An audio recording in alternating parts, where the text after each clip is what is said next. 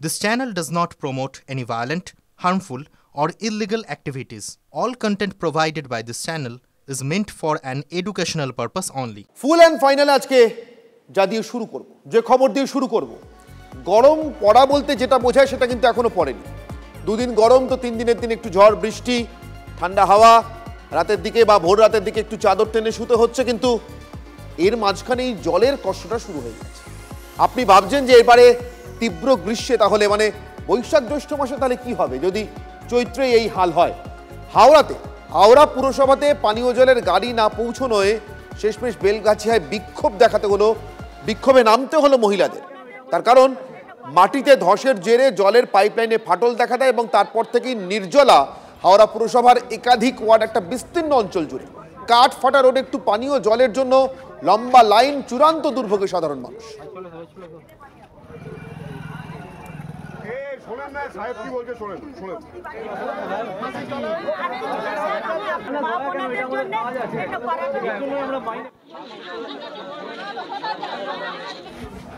সমগ্র পল্লীবাসীকে জানানো যাচ্ছে হাওড়া ডিজাস্টার ম্যানেজমেন্টের পক্ষ থেকে ভূমি ধস ও ভূমি ক্ষয়জনিত কারণে একটি বিপর্যয়ের সম্মুখীন হতে চলেছে এলাকা। তাই আপনারা আপনাদের প্রয়োজনীয় নথি, দ্রব্য সামগ্রী, টাকা পয়সা, দলিলপত্র নিজেদের কাছে রাখুন, নিরাপদ দূরত্বে সরে যান এবং বাড়ির বাচ্চা এবং বয়স্কদের নিরাপদ দূরত্বে রাখুন। হাওড়া জেলা প্রশাসন আপনাদের পাশে আছে। সমগ্র পল্লীবাসীকে জানানো যাচ্ছে হাওড়া ডিজাস্টার ম্যানেজমেন্টের এখন অনেক সমস্যা আছে। আমরা তো এখানে থাকতে পাচ্ছি না, ঘর ফেটে যাচ্ছে, বাচ্চা নিয়ে কি করে ঘরের ভিতরে থাকবো। এই যে বাচ্চাগুলোকে নিয়ে যদি ঘরের ভিতরে থাকি তো ঘর কখনো পড়ে যেতে পারে গায়ে, বাচ্চা শুধু আমরা চাপা পড়ে মরে যাবো। এখন সমস্যা আছে না, কারেন্ট আছে না, জল আছে না, রান্না করতে পারছি, চারিদিকে ফেটে যাচ্ছে, বাচ্চা কাচ্চা নিয়ে কোথায় যাবো, রাত ভর চিন্তা হচ্ছে। ছোট ছোট বাচ্চাদের রাত্রিরে ঘুমাবো, যদি পেটে যদি বাচ্চাদের চাপা পড়ে যাচ্ছে কি হবে স্যার? প্রচুর আতঙ্কতে রয়েছি আমরা। রাস্তাঘাটে জল দাঁড়িয়ে যাচ্ছে, তারপরে বিদ্যুৎ নেই, জল নেই বাড়িতে। কিছু এখানে ন্যাচারাল কিছু ঘটেছে যার জন্য পাইপটা ফেটে গেছে, মেন জলের 1500 ডায়ামিটারের যে পাইপ। তারপরে আপনার তার সাথে রাস্তা বিভিন্ন জায়গা ক্র্যাক করেছে, একটা বড় সড়ো প্রবলেম ঘটেছে। তো সেটার জন্য আমাদের ইঞ্জিনিয়াররা, আমাদের দপ্তরের তো ইঞ্জিনিয়াররা রয়েছেন, এছাড়াও কেএমডি এর যারা আধিকারিক তারাও আসছেন, তারা এসে যাবেন শীঘ্র এবং হয়তো পাইপ রিপ্লেস করতে হবে আমাদের যেটা ধারণা। তাদের সঙ্গে কথা বলে সেটা আমরা স্থির করব। এমনি অ্যালার্ট থাকার জন্য বলা হচ্ছে, কোথাও যদি কোনো রকম নতুন ক্র্যাক হয় সেটা আমাদেরকে জানানোর জন্য বলা হয়েছে। আমরা এখানে থাকছি, বাট আলটিমেটলি যারা এক্সপার্ট আছেন, যারা ইঞ্জিনিয়ার আছেন, তারাই বলবেন যে কতটা কি ক্ষতি হয়েছে এবং কি হবে। তারপর সেই মতো অ্যাডমিনিস্ট্রেশন ছেড়ে যাওয়ার কথা, সেই ডিসিশনটা তখন নেওয়া হবে। আমি তো পানীয় জলের ব্যাপারটা বললাম, বিদ্যুতের এখানে যে ব্যাপারটা আছে সেটা হচ্ছে আপনারা দেখতে পাচ্ছেন কতগুলো পোল হেলে পড়েছে। তো তাই জন্য যেটা হয়েছে, এখানে হাই টেনশন যে ওয়্যারসগুলো ছিল সেখানে কিছু ফ্ল্যাশ দেখা দিয়েছিল। তো তাই জন্য এটা বলে এটা বন্ধ করা আছে। যখন এটা কাজ হয়ে যাবে বিদ্যুৎ আবার চলে আসবে। এমনটা ভাববেন না যে শুধু হাওড়াতে হচ্ছে, শুধু হাওড়ায় হচ্ছে বলে TV9 একেবারে কোমর কষে নেমে পড়েছে এই বসন্তেই জলের হাহাকার দেখানোর জন্য। না, রাজ্য জুড়ে। কিভাবে বলছি, হাওড়ার ছবি দেখালাম তো, এবার চলুন মালদার ছবি দেখাই। হাওড়ায় না হয় মাটি ধসে পাইপলাইন বসে গেছে, তাই পাইপলাইনে ফাটল হয়েছে এবং জল আসছে না তো আসছেই না, এবার জলের ট্যাঙ্ক যাচ্ছে। দেখে নিয়েছেন হাওড়ার ছবি, আপনারা দেখে নিয়েছেন। এবার মালদার ছবিটা দেখুন এবং তার কারণটা শুনুন। এটা মালদার হরিশ্চন্দ্রপুরের ছবি। এখানে আজও বাড়ি বাড়ি পিএইচই মানে জনস্বাস্থ্য কারিগরি দপ্তরের যে জলের লাইন পৌঁছানোর কথা ছিল সেটা পৌঁছয়নি। আর না পৌঁছানোর কারণটাও ভারী অদ্ভুত। হ্যাঁ, শুনে আপনার মনে হতেই পারে যে শুধুমাত্র এই অপরাধে কাউকে জলের জন্য বঞ্চিত করা যায় কি না, কিন্তু রাজ্যের মন্ত্রী তাজমুল হোসেনের বিধানসভা কেন্দ্রে হরিশ্চন্দ্রপুরের এই মারোয়াড়ি পাড়াতে জল না পৌঁছানোর কারণটা কি জানেন? এ পাড়ার লোকজন নাকি বিজেপিকে ভোট দেন, মানে তৃণমূল এখান থেকে খুব একটা ভোট টোট পায় না বা কম ভোট পায়। অতএব এখানে জনস্বাস্থ্য কারিগরি দপ্তরের যে জলের লাইনে সংযোগ দেওয়ার কথা ছিল, বাড়ি বাড়ি জল পৌঁছানোর কথা ছিল, সেটা পৌঁছয়নি। অবস্থা এমন জায়গায় পৌঁছয় যে আগুন জ্বালিয়ে রাস্তায় বেরিয়ে রাস্তায় বসে এলাকার মহিলাদের বিক্ষোভ দেখাতে হয়, সেই মহিলাদেরকে এগিয়ে আসতে হয় হরিশ্চন্দ্রপুরে। এবং শেষমেশ এর পরে স্থানীয় বিধায়কের টনক নড়ে থাকলেও হয়তো নড়েছে, তিনি বলেছেন যে জল টল নিয়ে খুব একটা সমস্যা হবে না, যদিও তার এই প্রতিশ্রুতিতে ভবি ভুলছে না। তার কারণ পিএইচির জল সংযোগের কাজ এতদিন কি কারণে হয়নি সেটা এলাকার মানুষ খুব ভালো করে জানেন। ফলে গরম পড়তেই ভয়ঙ্কর জলসংকট দেখা দিচ্ছে এলাকায়। আমি যেটা বলছিলাম যে পুরোপুরি গরম পড়েও নি, এটাকে গ্রীষ্মকালও বলা যায় না, তাতে এই হাল। জল সমস্যা মেটানোর দাবিতে হরিশ্চন্দ্রপুরে রাস্তায় নেমেছেন মহিলাদের পিছু পিছু স্থানীয় মানুষও। প্রথমে মহিলারাই বিক্ষোভ শুরু করেন মারোয়ারি পাড়ায়। এলাকায় একটি রাস্তা সংস্কারের কাজ হচ্ছিল। এলাকার বাসিন্দাদের দাবি যে রাস্তা পরে হবে, আগে জল দিন।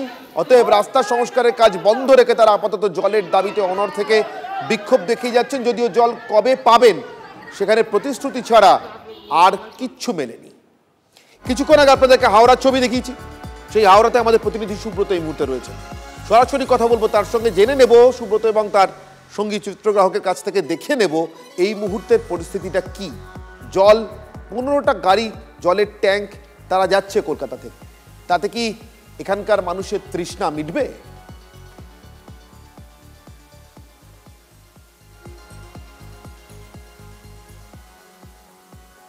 হ্যাঁ, শোনা যাচ্ছে। হ্যালো, শুনতে পাচ্ছি।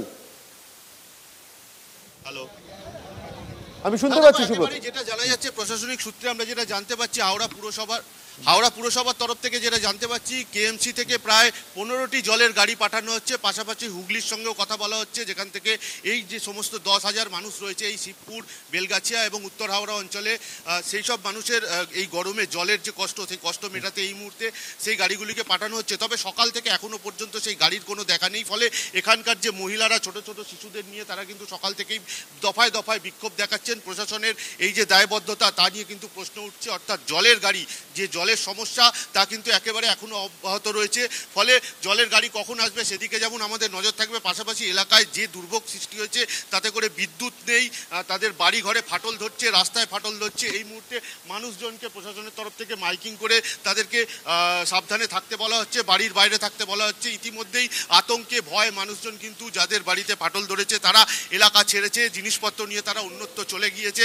ফলে এখনো পর্যন্ত ইঞ্জিনিয়াররা কাজ বন্ধ করে রেখেছে। যেভাবে রাস্তায় ফাটল ধরেছে, এই যে বেলগাছিয়া ডাম্পিং গ্রাউন্ড 8 নম্বর ওয়ার্ডে হাওড়া পুরসভার এই ডাম্পিং গ্রাউন্ড অঞ্চলে যে পাইপলাইন, সেই পাইপলাইন ফাটল ধরার পরেই কিন্তু এই পাইপলাইন মেরামতি করার কাজ চলছে 1.5 দিন ধরে, সেখানেই তার জন্যই কিন্তু এই ফাটল। ফলে এই জমির তলায় যে গ্যাস জমেছে, অর্থাৎ এই ডাম্পিং গ্রাউন্ডে থাকার জন্য যে গ্যাস উৎপন্ন হয় সেই গ্যাসের থেকে কিন্তু এখন ফেটে যাচ্ছে। কীরকম তুমি ফেটেছে দেখো, রাস্তাগুলো একেবারে পুরো ফেটে ওপর দিকে উঠে আসছে।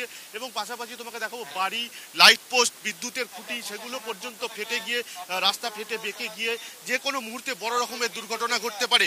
হাওড়া পুরসভার তরফ থেকে সমস্ত রকম ব্যবস্থা নেওয়া হয়েছে।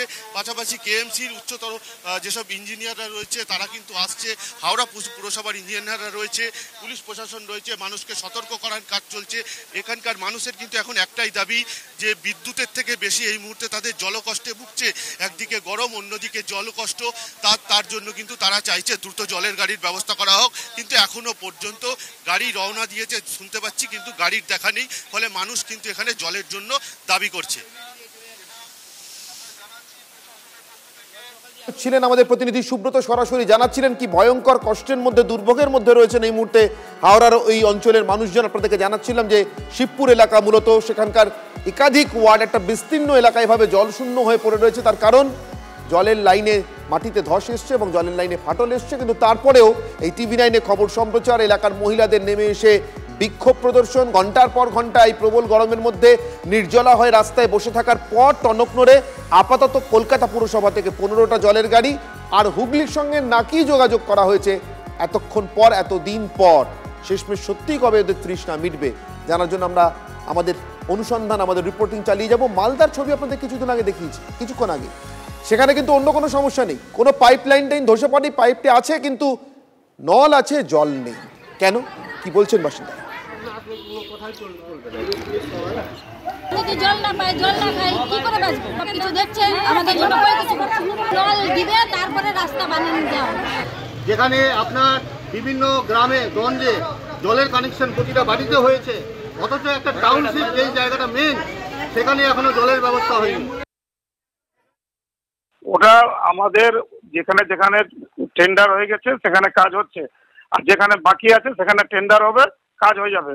পুরো এই 2026 সালের মধ্যে কোনো বাড়ি বাকি থাকবে না, প্রত্যেকটা বাড়ি বাড়ি আমাদের মাননীয় মুখ্যমন্ত্রী প্রত্যেকটা বাড়ি বাড়ি জল পৌঁছে দিবে। হরিশ্চন্দ্রপুর গ্রাম পঞ্চায়েতের অন্তর্গত এই সদর এলাকাতে যেহেতু তৃণমূল কংগ্রেস ভোট পায় না, তৃণমূল কংগ্রেস বঞ্চিত থাকে, সেই জন্য ওখানে জলের ব্যবস্থা হয়নি। পাইপ বসে গেছে, কিন্তু এখন পর্যন্ত জল সরবরাহ করা হচ্ছে না। একটাই কারণ হচ্ছে যে তারা তৃণমূল কংগ্রেসকে ভোট দেয় না। আপনারা শুনলেন যেখানে সাধারণ মানুষের অভিযোগ বা তাদের ভুক্তভোগীরা বলছেন তাদের অভিজ্ঞতার কথা যে স্রেফ বিজেপিকে ভোট দেওয়ার অপরাধে তাদের পানীয় জল থেকে বঞ্চিত থাকতে হচ্ছে দিনের পর দিন, মাসের পর মাস, বছরের পর বছর, এবং এই গরম পড়তে না পড়তেই প্রবল জলকষ্টে নির্জলা হয়ে থাকতে হচ্ছে কার্যত। বাড়ির মহিলাদের রাস্তায় নেমে আসতে হচ্ছে একটু জল পাওয়ার জন্য, এক ফোঁটা জলের জন্য। ঠিক সেই অবস্থাতে দাঁড়িয়ে বিধায়ক তাজমুল হোসেনের এই শুকনো প্রতিশ্রুতিতে, আর যাই হোক জল নেই, মানে প্রতিশ্রুতিতে জল থাকতেও পারে কিন্তু ওই প্রতিশ্রুতি থেকে এক ফোঁটা জল আসছে না। কিন্তু এটা আসার কথা ছিল না, কথা ছিল অনেক আগেই। 2024 সালের মধ্যেই গ্রামীণ এলাকায় সব বাড়িতে জল পৌঁছে দেওয়ার জন্য আশ্বাস দিয়েছিলেন মুখ্যমন্ত্রী মমতা বন্দ্যোপাধ্যায়। সে আশ্বাসের কি হলো? বাড়ি বাড়ি জল পৌঁছে যাবে গ্রামীণ এলাকাতেও, এবং 2024 সালের মধ্যে আমরা চেষ্টা করব সব বাড়িতে বাড়িতে যাতে জল পৌঁছে যায়। টার্গেট আছে 2024-এর লাস্টের মধ্যে। আপনারা দেখতে পাচ্ছেন 2024-এর লাস্টের পরে 2025-এরও বেশ কয়েক মাস কেটে গেছে এবং ওই গরম পড়তে না পড়তেই মালদার নির্জলা অবস্থা। তাহলে হাওড়ার সঙ্গে মালদা, গোটা রাজ্য বলেছি, এমনি এমনি বলিনি, মালদাতেও শেষ নয়, ছবি আরও আছে। যতটুকু খবর পেয়েছি এখনো পর্যন্ত তার ভিত্তিতে বলছি। আরেকটা ছবি দক্ষিণ দিনাজপুরে। এই কোনো জেলাগুলোই কি আপনাদের মনে হয় গঙ্গার পাড়ে, গঙ্গার ধারে মালদা, গঙ্গার ধারে হাওড়া, দক্ষিণ দিনাজপুর খুব রুখা সুখা এলাকা বলে অন্তত গোটা রাজ্যে তার পরিচিতি নেই, কিন্তু সেখানেও এই একটু গরম পড়তে না পড়তেই ভয়ঙ্কর জলকষ্ট। গঙ্গারামপুর ব্লকের বিভিন্ন প্রান্তে জলসংকট দেখা দিয়েছে। ঘোলা জলই চলছে স্কুলের মিড ডে মিলের রান্না। মানে এই জলসংকটের জন্য এমন অবস্থা যে স্কুলের মিড ডে মিলের রান্নাটা করতে হচ্ছে ঘোলা জল নিয়ে এসে স্থানীয় একটা জলাশয় থেকে, যে জলাশয়ের জলটা একেবারে সাফ নয়। ফলে পেটের অসুখের আতঙ্কে ভুগছে গোটা গ্রাম। তার কারণ প্রত্যেক দিন মিড ডে মিলে ওই জলে রান্না করা খাবারই খাচ্ছে শিশুরা। পানীয় জল সরবরাহের আশ্বাস যদিও এখনও আছে, ভিডিও দিয়েছেন, কিন্তু এই যে বললাম আশ্বাসে বা প্রতিশ্রুতিতে জল আছে কিনা জানি না, কিন্তু আশ্বাসে বা প্রতিশ্রুতিতে জল আসে না এটা অন্তত স্থানীয় বাসিন্দারা বুঝে গিয়েছেন। কবে পানীয় জলের সমস্যা মিটবে সেটা নিয়ে এখনো পর্যন্ত ধন্ধে গ্রামবাসীরা। তার কারণ তারা এমন প্রতিশ্রুতি প্রায় ফি বছর শুনে থাকেন। জানা গিয়েছে জলকষ্ট দূর করতে গ্রামে একটা নয় 4-4টে টিউবওয়েল বসানো হয়েছিল, কিন্তু গরম পড়তে না পড়তে তার মধ্যে 3টে টিউবওয়েলই অকেজো হয়ে গিয়েছে। বুঝতে পারলেন টিউবওয়েলের হাল। ফলে বর্তমানে চান্দাহার শিশু শিক্ষা কেন্দ্রে থাকা একটা মাত্র টিউবওয়েল দিয়ে জল ওঠে, কিন্তু সেই জল খাবার অযোগ্য বলে দাবি স্থানীয় বাসিন্দাদের। এবং সে দাবি যে মিথ্যে নয়, আপনারা সেই জলে রান্না করা খাবার বা যে জলে রান্না হচ্ছে মিড ডে মিলের সেটা দেখে বুঝতে পারছেন।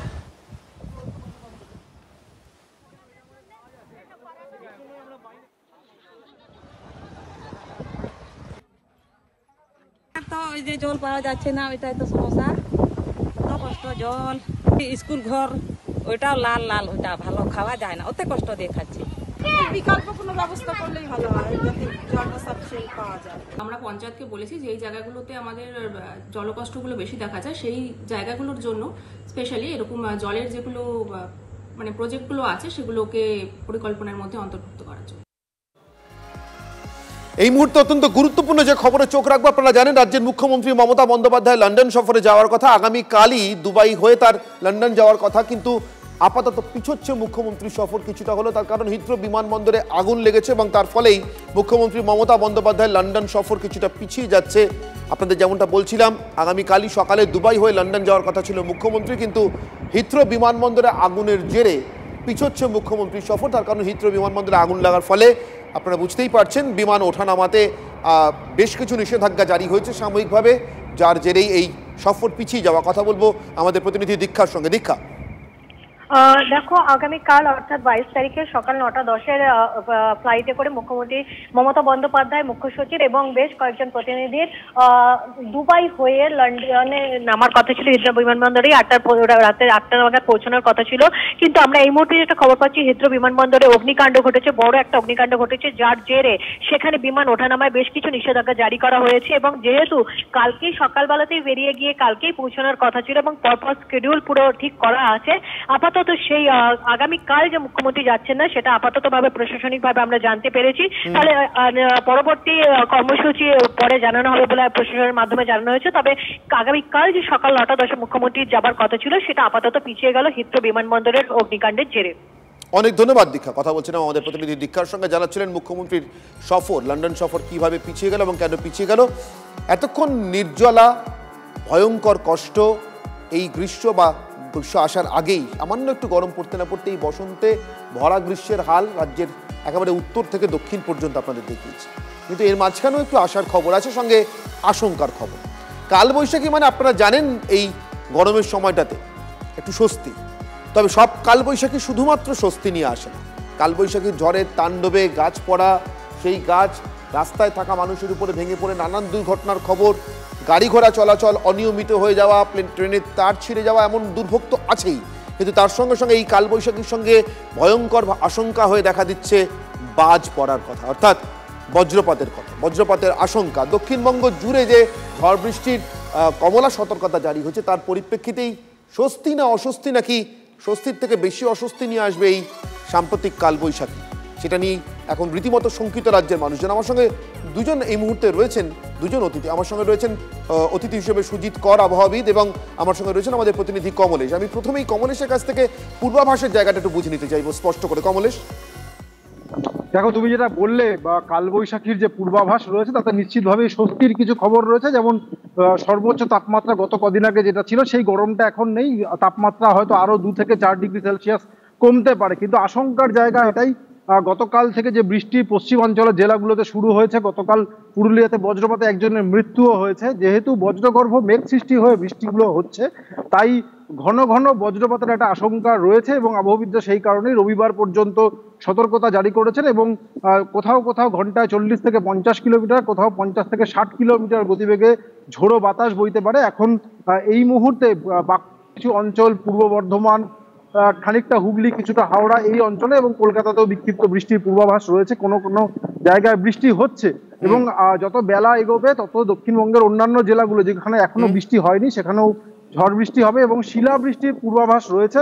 ফলে চাষে ক্ষয়ক্ষতির একটা আশঙ্কা রয়েই যাচ্ছে। আমরা কদিন আগে দেখেছি বড় বড় শিল পড়ায় চাষে বেশ ক্ষতি হয়েছিল, সেই আশঙ্কাটা আগামী রবিবার পর্যন্ত রয়েছে। অনির্বাণ, বেশ, আমি সুজিতবাবুর কাছে যাবো। সুজিতবাবু, আপনার কাছে আমার প্রশ্ন, আমরা একদিকে স্যাটেলাইট টেলিকমিউনিকেশনের কথা বলছি, অর্থাৎ 5G নয়, এবার এক ধাক্কায় স্যাটেলাইটের মাধ্যমে আপনার সাথে আমার কথা হবে, একদম স্পষ্ট শুনতে পারবো, কোনো সমস্যা হবে না।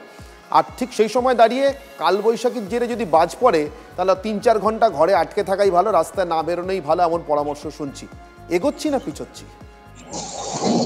হ্যাঁ, বেসিক্যালি দেখুন, আসলে এই মুহূর্তে যা পরিস্থিতি তাতে কিন্তু আমরা এই যে জলবায়ু পরিবর্তনটা ঘটলো আকস্মিকভাবে লাস্ট 2-3 দিনের মধ্যে, এটাকে কিন্তু কালবৈশাখী বলতে পারবো না।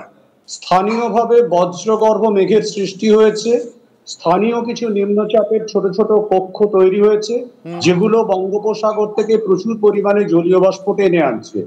দুখানা নিম্নচাপের অক্ষ একসাথে টাচ করছে আমাদের এই কলকাতার পার্শ্ববর্তী অঞ্চলে, যে কারণের জন্য প্রবল থান্ডারস্টর্মের কিন্তু একটা সম্ভাবনা তৈরি হচ্ছে এবং যেটা গুরুত্বপূর্ণ বিষয় সেটা হলো যে শিলাবৃষ্টির কিন্তু সম্ভাবনা আছে। অর্থাৎ যে পরিমাণ জলীয় বাষ্প ঢুকছে সেই জলীয় বাষ্পের দ্বারা যখন সেটা দ্রুত উপরের দিকে উঠে যাচ্ছে তখন বায়ুমণ্ডলের তাপমাত্রা তুলনামূলকভাবে বেশি থাকায় সেটা অনেকটা বেশি উপরের দিকে উঠে যাচ্ছে জলীয় বাষ্প এবং সেখানে ঘনীভূত হয়ে অত্যন্ত দ্রুত সেটা শিলায় পরিণত হচ্ছে বা বরফে পরিণত হচ্ছে, যার প্রভাবে কিন্তু এই সম্ভাবনাটা তৈরি হচ্ছে। দ্বিতীয় যেটা গুরুত্বপূর্ণ বিষয় সেটা আপনারা জানেন, লাস্ট প্রায় 15 দিন তাপমাত্রা তুলনামূলকভাবে অনেক বেশি ছিল, ফলে সারফেস টেম্পারেচার বেশি। এই অবস্থায় যদি স্থানীয়ভাবে জলীয় বাষ্প ঢোকে সেখান থেকে কিন্তু অত্যন্ত দ্রুত গতিতে বজ্রগর্ভ মেঘ তৈরি হয়ে যায়। সেই ঘটনাটা কিন্তু এক্ষেত্রে ঘটছে এবং যে কারণের জন্য বিপুল থান্ডারস্টর্মের একটা সম্ভাবনা তৈরি হচ্ছে এবং সামগ্রিকভাবে যেটা বলা যেতে পারে এটা কিন্তু আলটিমেটলি স্থানীয় একটা জলবায়ুগত বিপর্যয়, যেটা বিভিন্ন পার্টে ছোট ছোট অংশে দক্ষিণবঙ্গের বিভিন্ন অংশে দেখতে পাওয়া যাবে। আজকে এবং আগামীকাল আমরা কলকাতা এবং তৎসংলগ্ন অঞ্চলে কিন্তু এই জলবায়ুগত পরিস্থিতিটা পাবো। এর পরবর্তী সময়ে অন্যান্য জেলাগুলোতে এই জলবায়ুগত পরিস্থিতি চলতে থাকবে এবং এটা চলবে আলটিমেটলি 24 তারিখ রাত্রি পর্যন্ত। অনেক ধন্যবাদ সুদীপ বাবু আমাদের সাথে কথা বলবার জন্য এবং আপনার কাছ থেকে এই গুরুত্বপূর্ণ ইনফরমেশনগুলো এবং ব্যাখ্যাগুলো পাওয়ার জন্য। কমলেশ, তোমাকে আপাতত ধন্যবাদ। আপাতত তাহলে হাতে ওই মোবাইল ফোনটা, যে মোবাইল ফোনটায় আপনার আমার কাছে সতর্কবার্তা আসে আজকাল আবহাওয়া দপ্তর থেকে, আগামী 3-4 ঘন্টার মধ্যে ঝড় বৃষ্টি আসছে, প্রবল ঝড় বৃষ্টি, এত কিলোমিটার বেগে হাওয়া বইবে, বাড়ির বাইরে বেরোবেন না বা ঢাকা জায়গায় থাকুন, অন্তত খোলা আকাশের নিচে থাকবে না, তার কারণ বজ্রপাত হতে পারে। এই মোবাইলটা নিয়ে অত্যন্ত আধুনিক যুগে ভয়ঙ্কর জলবায়ুগত পরিবর্তনের মাঝখানে শুনছিলেন আপনারা বজ্রপাতের আশঙ্কা নিয়ে বাড়িতে থাকুন 3-4 ঘন্টা, আর ভাবুন এগোচ্ছেন না পিছোচ্ছেন। ফুল অ্যান্ড ফাইনাল এখানেই শেষ করছি, সঙ্গে থাকুন TV9 বাংলায়।